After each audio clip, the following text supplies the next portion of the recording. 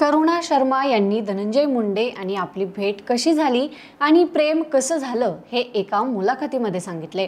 यावर करुणा मुंडे म्हणाल्या की धनंजय मुंडे यांना मी भेटले तेव्हा माझं वय 16 वर्ष इतकं होतं। इंदोरमध्ये असलेल्या भय्यू महाराजांच्या आश्रमामध्ये आमची पहिल्यांदा भेट झाली होती। गोपीनाथ मुंडेंसह महाराष्ट्रातले अनेक मंत्री दिग्गज नेते इंदोरच्या त्या आश्रमामध्ये येत होते। आता त्या महाराजांचा मृत्यू झाला, त्यांनी केली। मी त्या आश्रमामध्ये जात देखील नव्हते, कारण माझा या गोष्टींवर विश्वास नाही। एकदा मी माझ्या आईसोबत गेले असता त्यांची आणि माझी टक्कर झाली आणि आमची ओळख झाली। करुणा मुंडे पुढे म्हणाल्या की मी आईसोबत भय्यूजी महाराजांच्या आश्रमामध्ये गेले होते।